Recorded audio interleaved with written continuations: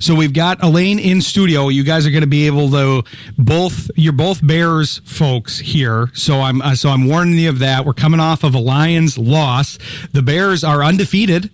They also haven't played yet, but they're still undefeated.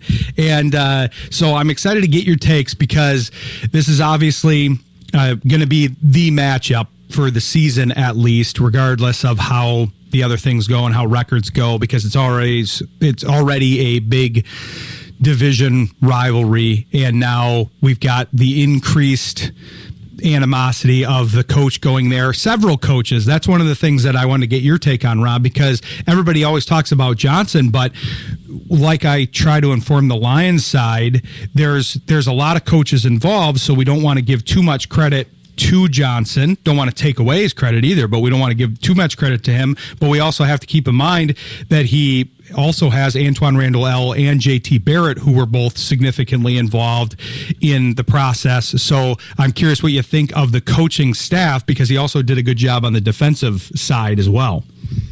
Yeah, I think there's been a lot of ink spilled over the impact of Dennis Allen coming on as the defensive coordinator with some head coaching experience in his background.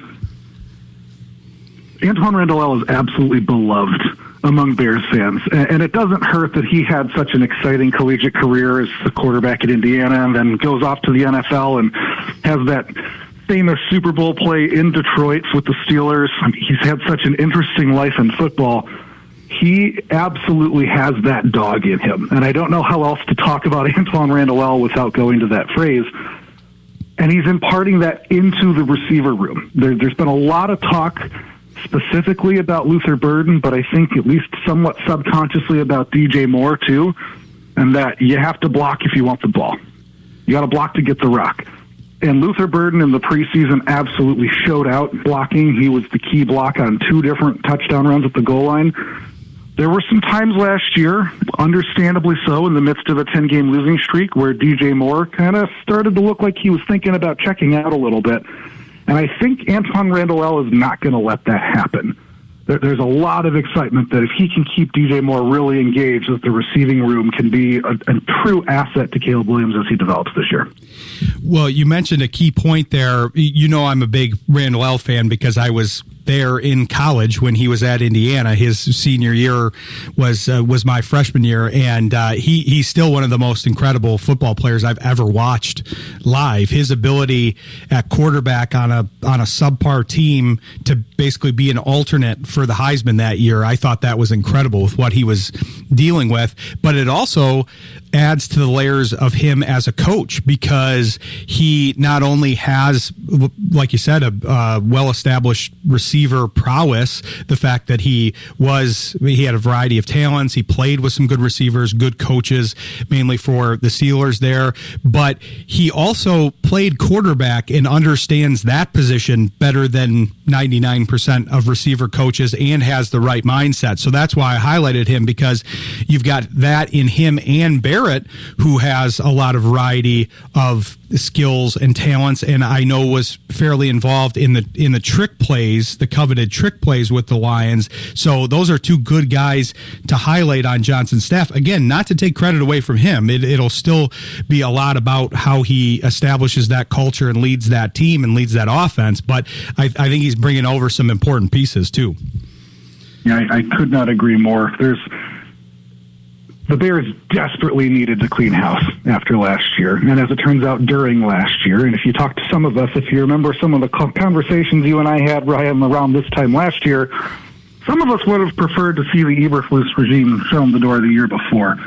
As it turns out, it got even worse than I think I had imagined it going.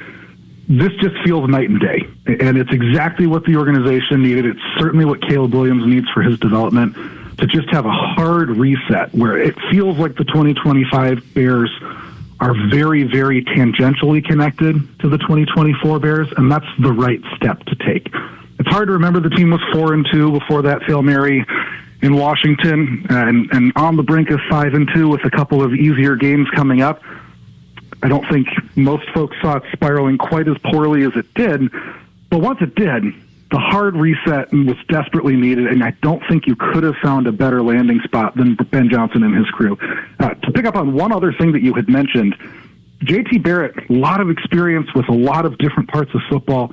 I love the scheme background, knowing that JT Barrett was more of a running quarterback, because I think there's going to be a really difficult balance for Johnson to maintain, having come from what I think we can generously say is a statue of a quarterback in Jared Goff in Detroit, to a much more dynamic athlete in Caleb Williams, who is not a runner, certainly not a run-first quarterback. He wants to throw the ball, and he wants to throw it a lot, but who has enough athleticism with his legs to pick up some plays. And I think there's going to be some nice push and pull there between Barrett, a guy who really made his hay running the ball at Ohio State, and Johnson, a guy who presumably wants his quarterback standing in the pocket and looking downfield. Yeah, so I kind of want to expand upon what Ben Johnson can do for a guy like Caleb Williams. One of the things I love about him is that he's so intense, but he also wants you to be the best that you can be, and he wants to pull that excellence out of you. Do you feel like that is going to work to the benefit of so many of the guys on the team this year? I do. I don't think it's going to be the kind of lovey-dovey locker room that they got used to with Matt Eberflus, which is good, because that was ultimately a failing locker room and a failing approach to take. I think there's going to be a lot more for the media to kind of sink their teeth into in terms of struggle and consternation and sandpaper gritting against each other. But that's good. That's what successful programs are always built on. It's not just everybody pulls in the same direction all the time. You need some amount of conflict. You need some amount of infighting to have the most successful teams along the way. You certainly don't want to see that in January, but especially here in September and October when the sausage is getting made, yeah, let's let Ben Johnson get in Caleb's face a little bit, and let's let Caleb get in Johnson's face a little bit. Let's let those guys really figure things out together and build that relationship through the trials of what is going to be a pretty difficult football season. The Bears are unfortunately looking at a much, much more difficult schedule than you'd otherwise like to see for a last-place team. So there's not a lot of time here to tiptoe into the water. They have to jump right in. Yeah. Now, I kind of want to talk about the edge rushers really quick, too, because it kind of... Oh, can we not, though? Okay, wait. Well, plead the fifth, Rob. I personally think, like, they're not flashy, they're not loud, but I feel like it could go either way with them this year. They're either going to be, like, they are on the cusp of exploding into greatness or exploding into just being bad. What do you think that they would need to do to be really good this season? I think there's two answers to that question. Answer number one, unfortunately, we're going to have to wait a little while on, and that is Austin Booker really emerges in year two. I loved Booker in the draft coming out of Kansas. He was a Minnesota transfer, only a part-time player at Kansas, but really explosive in that part-time activity, and then just absolutely lit it up in the preseason. I think he had 3.5 or 4.5 sacks in 2.5 games. It was wild, and then he hurt his knee at the end of the preseason and is on injured reserve. Not expected to keep him out for the full season, but probably out until October. So get Austin Booker back, get him healthy, and turn him loose on third downs. That's step one. Step two, Dayo Odeyingbo has to prove that he's more than just a run-stopping defensive end. And he's being paid to be more than just a run-stopping defensive end, even though he really hasn't done much as a pass rusher until the second half of last season. That was it in his fourth year in the league. So there's a lot of hope being placed in spots that maybe aren't the most hopeful. I didn't want to talk about it because that's just not the approach that Ryan Poles took this offseason. I had defensive end as my number one need for the team going into free agency and the draft, and they sort of addressed it in signing Odeyingbo, but not really. There's not a real pass rush complement to Montez Sweat. He went the other way, and he said it's all going to be about the interior. And so on the defensive front, where were the assets? They were poured into the interior of the defensive line. Grady Jarrett was the big free agency acquisition in the middle. Shamar Turner was a second-round pick. Unfortunately, he's still inactive coming back from an off-season injury tonight, so you don't get to see him. But two of the top four defensive tackles are under tackle, three technique, pass rushing specialists. Collapse the pocket from the inside. And on the offensive side of the ball, Poles said, offensive tackles, whatever. Who needs those? We're pouring assets into the interior. Get me Drew Dahlman, the top center on the market. Make a big trade for Joe Thuney, the multi-time All-Pro, I think 4-time Super Bowl champion from New England and Kansas City, and swing that trade for Jonah Jackson, which I thought represented horrible value, but it's a heck of a lot better than just running out an undrafted free agent at right guard and hoping that it works.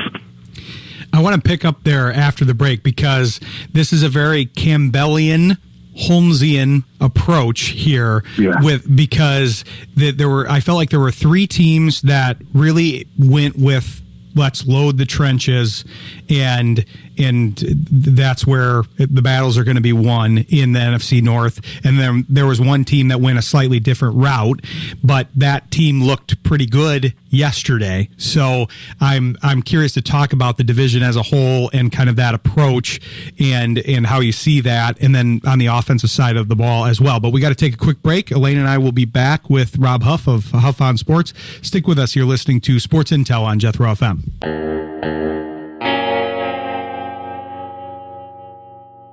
Elaine Shircliff and I are coming back here with Rob Huff of Huff on Sports.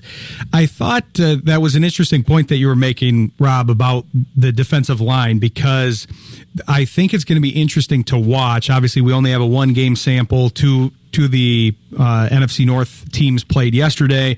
2 will play tonight. But it's interesting to me because I wasn't a huge fan of the Packers' approach for a little while during the offseason because I felt like they were sacrificing some of that interior improvement in favor of adding a speedy receiver that is a number 1, and then you add Parsons, but you subtract more from the interior of that defensive line. Well, obviously in a 1-game sample, that looked pretty good. They also stunted them inside, and it did a lot of things to kind of reinforce the interior of that defensive line. But you and I were big on Booker last year, and I was excited to see him, not so much as a Lions fan, but I do think he will be a good player for them. But it's interesting because when you described that could hold true for the Lions. Basically what you said about the Bears, if you took the names out, you could have said basically that exact same thing about the Lions defensive line and how they handled it in the offseason.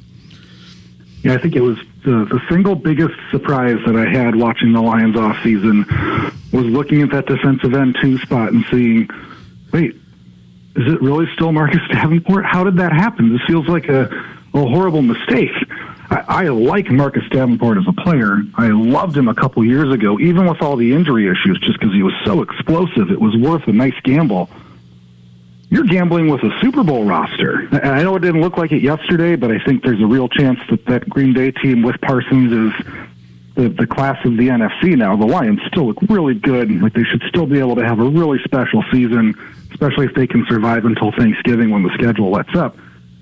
That defensive end 2 spot, though, is really, really underwhelming. And I don't know that they have an option short of another trade that gives them the ability to shore that up in a way that they need to opposite Aiden Hutchinson. And it makes it that much more galling that Zadarius Smith signed such a modest contract when he finally came off the board.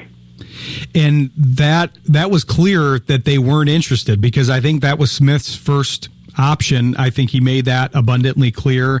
And I just think that the run, because you talked about the run defense, and that's what keyed me into it, because they value run defense on that other side above everything else, especially with Barnes back and having him be the pass rusher ostensibly on that side. That's what they're valuing. I don't know if it's right or wrong. I'm kind of with you in that I'd rather have reinforcements purely from the standpoint of, okay, you ran this out there last year. Davenport has not proven to us that he can stay healthy, and you are equally thin after him, and you had a very strong draft of defensive ends. It's almost similar to what I feel like happened with the Bears in the draft, because it's interesting that you say defensive end was the weakest position or the position that you wanted reinforced. I thought that maybe would have been running back, because especially with Johnson coming there and wanting to go with kind of a dual running back approach. Nothing against DeAndre Swift. We've seen him a lot here in Detroit, but I thought they would want to reinforce that position. Then you just miss out on Ginty. There's a lot of running back depth, but they never really got there in the draft. That's how I felt with the Lions with the defensive end position, because there was a ton of depth this year. It was arguably one of the deepest positions in the draft, but they just never really pulled the trigger until they got to Hassanine, who's not even on the roster currently, but may come back. Yeah, I think the Bears' approach to running back is the clearest bet that they could possibly make on the offensive line. And this is going back to the era that we have largely lived in for the last probably 15 years here, that says, I don't care about who the running back is. If the offensive line is good enough, it's going to work. And if the offensive line is crummy, it's not going to work. The irony on the defensive side is that two of my favorite prospects in the draft, defensive tackle T.J. Sanders out of South Carolina and defensive end Landon Jackson out of Arkansas, are the two guys that the Bills took with picks that they traded to get from the Bears on draft day. And so they quite literally ended up with guys that I thought were perfect fits for the roster, especially with where the Bears are right now, to get some more experienced collegiate guys that you think could come give you meaningful reps. And they just said no. And we'll certainly be able to look back on this a few months from now and see maybe Brad Holmes and Ryan Pace are a lot smarter. Maybe this is the way of the NFL right now, is pressure from the inside is way more valuable than pressure from the outside. So let's hammer those defensive tackles who can get into the backfield. And if you get pressure from the edge too, that's nice. But what I really want is pressure in the quarterback's face right away, and so it destroys the play from the jump. I don't know if it's right or wrong, but that seems to be the way they're going. Well, and with the Lions' approach, part of the problem is they lost Owunzurike in camp. He was one of the ones that was a little better at generating that internal pressure, and then Aleem McNeil was kind of the stud defensive tackle that was able to do that, and you're trying to replace him with a heavier nose tackle style tackle in Tyleik Williams to pair him with Reeder, and they both shared the field a lot, and you're kind of expecting him to do what McNeil does, so that makes it kind of tough. But I want to stay on the Bears because that's what you're here to talk about. But what do you think? What are your expectations out of this season? I'm going to ask Elaine the same question, but I don't know. In my notes, I put they could be first and they could be last in this division, and I don't mean that it is an insult, because I think that's true for pretty much all the teams. Maybe the Packers got themselves out of the last discussion with the trade, but before they made that trade, I had them in that same boat. Yeah, I don't think the Bears can win the division. I think that'd be great, but I don't think the schedule sets up quite nicely enough for them. And I think the holes that are there that are visible in September are big enough that they're not quite going to have enough ceiling to get where they'd want to go there. Could they finish last? Absolutely. And there's a lot of different paths to get there. Unfortunately, as is always the case, the first path is health. And going into the game tonight, when they announced the inactives about an hour ago, the announcement came in that the number one cornerback, Jalen Johnson, is not playing, and the nickelback next to him, Kyler Gordon, is not playing, and the leading tackler next to them, T.J. Edwards, is not playing.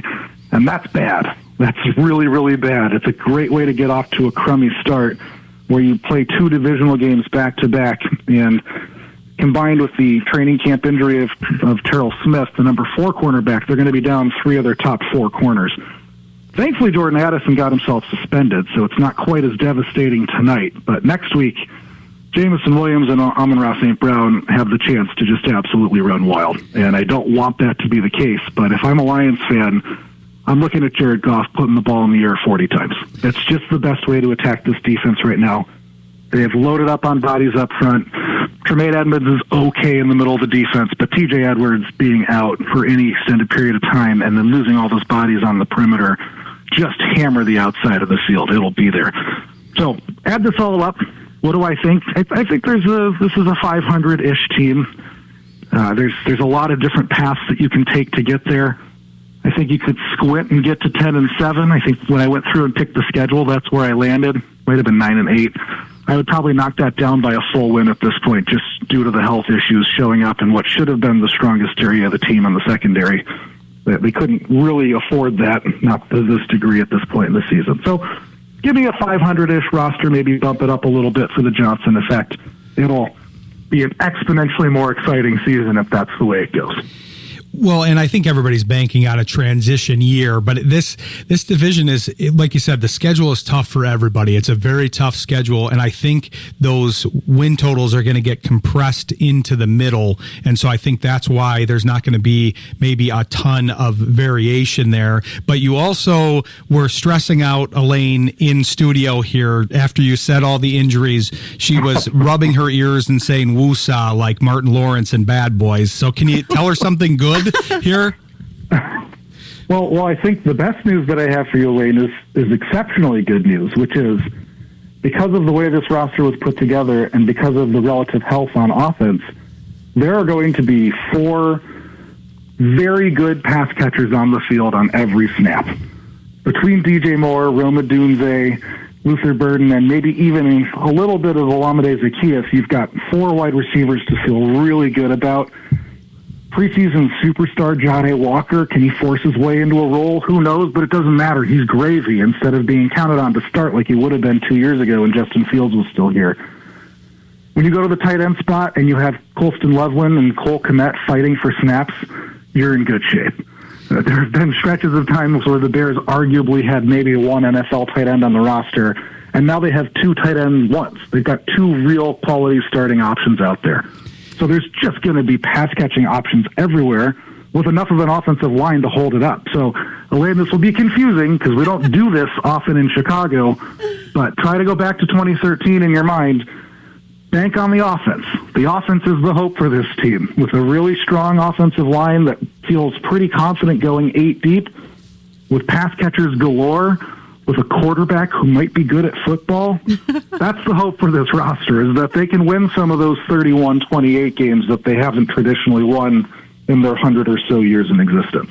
Yeah, I am a big fan of Adunze. I watched him in college, and I was so excited when he came to the Bears. I was like running around the house screaming. So I'm excited about him. He does bring a lot to every team he's on. It's not just his style of play, but like his energy is just off the charts and so infectious. And a guy like Caleb needs that too. Everything you just said about Adunze is, I love Adunze, don't get me wrong, but that's how I feel about Luther Burden. I still can't believe Luther Burden got to 39 in the draft this year. If he was able to come out after his sophomore year, he's probably a top 10 pick. He's certainly going in the top half of the first round. Sitting tight at 39 and having that kind of talent fall to you, and having the fortitude to say, we're just going to take him. I know we need a defensive end. I know we need a defensive tackle. I know we need a left tackle prospect. But it's Luther Burden at 39. You just do it. That's the kind of move that big boy franchises do, where they just take the best player and they figure it out later. That is giving me a lot of hope that you get Burden and Adunze in the building and Loveland in the building, and they get to grow alongside Caleb, all on their rookie deals together, all in their early to mid-20s together. That's the best way to build a passing offense if you can keep your quarterback upright. Yep.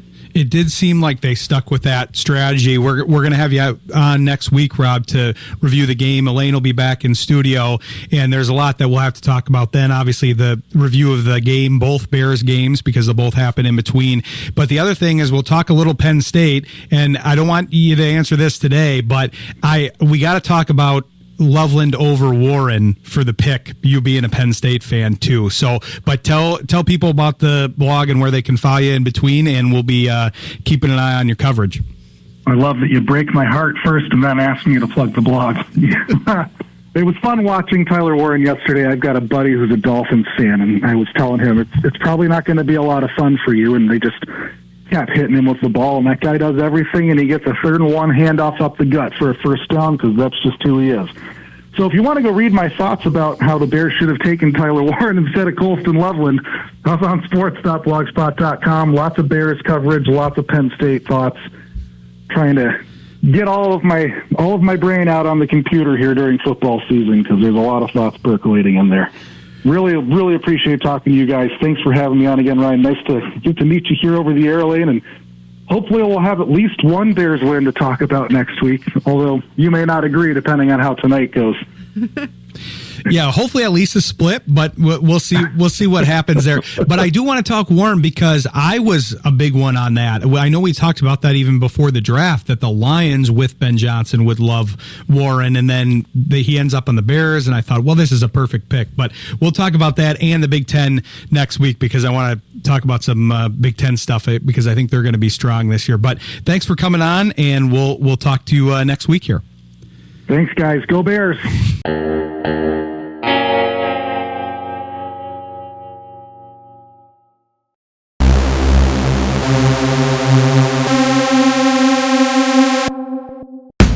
Sports Intel with Ryan Walsh is brought to you by Mary Freebed, Collectible Insurance Services, West Michigan Eye Care Associates, Eric Hall, DDS, Calder Financial Group, Grand Management, Rydan Investments, JH Realty Partners, and Encore Business Group.